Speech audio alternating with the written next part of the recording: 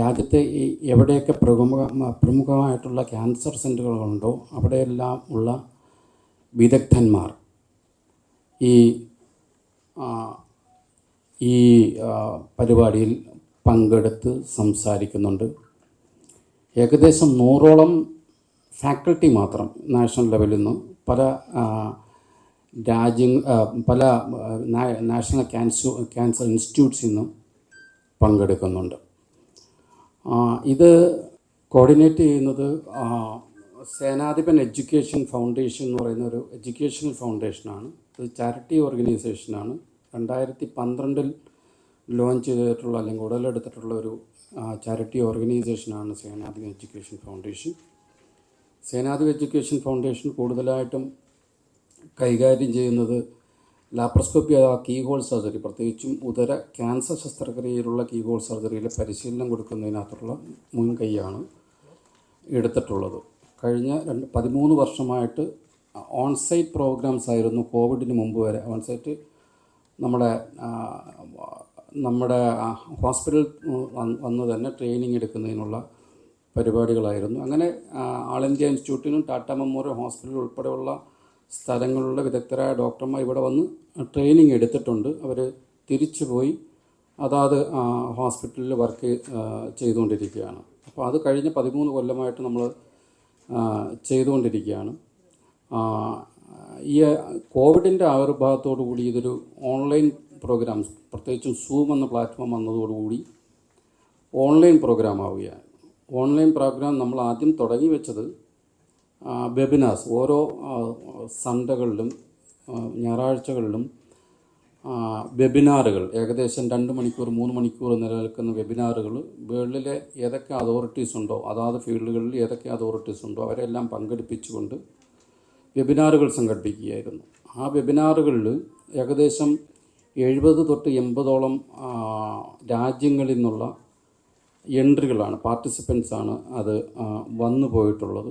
ഏകദേശം ഒരു വെബിനാറിന് 1500 തൊട്ട് 1600 വരെ പാർട്ടിസിപ്പൻറ്റ്, അത് എല്ലാവരും സർജൻസാണ്, പല രാജ്യങ്ങളിൽ നിന്നുള്ള സർജൻസാണ് പങ്കെടുക്കാറുള്ളത്. അങ്ങനെ കോവിഡിൻ്റെ തുടക്കത്തിൽ മുതൽ തന്നെ ആ വീക്കിലി വെബിനാർസ് നമ്മൾ ചെയ്യുമായിരുന്നു. അതിനുശേഷം നമ്മൾ ഈ ഫേസ്ബുക്ക്, അന്ന് തുടക്കകാലത്ത് ഫേസ്ബുക്ക് അത്രയും ആക്റ്റീവ് അല്ലായിരുന്നു, യൂട്യൂബും അത്രയും ആക്റ്റീവ് അല്ലായിരുന്നു. പക്ഷേ ഈ കോവിഡിൻ്റെ ആവിർഭാവത്തോടു കൂടി അതും ആക്റ്റീവ് ആവുകയും ലൈവ് യൂട്യൂബ് വരികയും യൂട്യൂബിലൂടെ നമ്മൾ ഇവിടെ നിന്ന് സർജറി ചെയ്തുകൊണ്ട് മറ്റ് രാജ്യങ്ങളിലുള്ള സർജന്മാരെ പരിശീലിപ്പിക്കുന്നതിനുള്ള പ്രവർത്തനങ്ങളും നടത്തി വരികയായിരുന്നു. അപ്പോൾ ഈ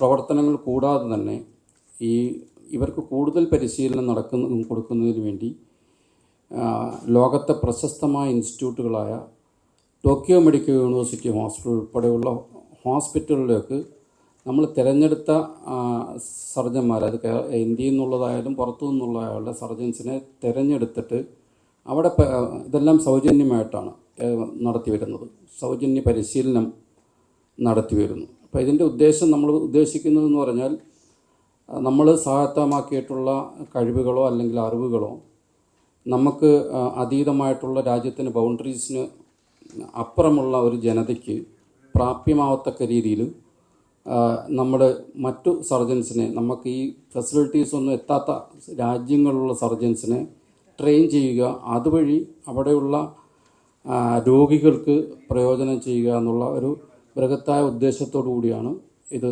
തുടക്കം വെച്ചത്. ഈ കോൺഫറൻസ് ഈ സേനാധിപൻ എഡ്യൂക്കേഷൻ ഫൗണ്ടേഷൻ മാത്രമല്ല, ഈ ഫൗണ്ടേഷനിൽ കുറേയധികം നാഷണൽ ഓർഗനൈസേഷൻസ് ഇൻവോൾവാണ്. അതിൽ ഒരു ഓർഗനൈസേഷനാണ് association of surgeons of India. അപ്പോൾ association of surgeons of India ഞങ്ങളുടെ ശസ്ത്രക്രിയ വിദഗ്ധരുടെ ദേശീയ ഓർഗനൈസേഷനാണ്. ആ ദേശീയ ഓർഗനൈസേഷൻ്റെ ദേശീയ കമ്മിറ്റി, എക്സിക്യൂട്ടീവ് കമ്മിറ്റി മെമ്പറാണ് ഡോക്ടർ സുൽഫി. അദ്ദേഹം ട്രിവാൻഡ്രം മെഡിക്കൽ കോളേജിലെ പ്രൊഫസറാണ്. അപ്പുറത്തിരിക്കുന്നത് ഡോക്ടർ പീറ്റർ കുബിൻഡോ, പുള്ളി ടാൻസാനിയയിൽ നിന്നാണ്. അദ്ദേഹം ഈ സേനാധിപ എഡ്യൂക്കേഷൻ ഫൗണ്ടേഷൻ്റെ ഈ പരിപാടിയുടെ ഓവർസീസ് കോർഡിനേറ്ററാണ്.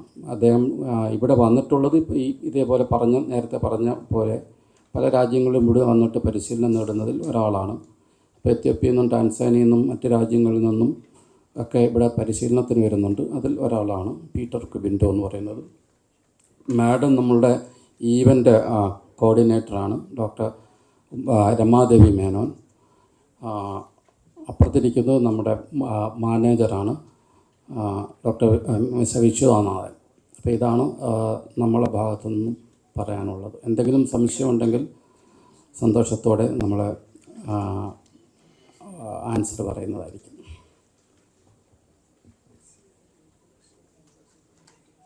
അതേപോലെ നമ്മൾ ഈ സേനാധിപ എഡ്യൂക്കേഷൻ ഫൗണ്ടേഷൻ ഏകദേശം 100 രാജ്യങ്ങളിൽ സാന്നിധ്യമുണ്ട്.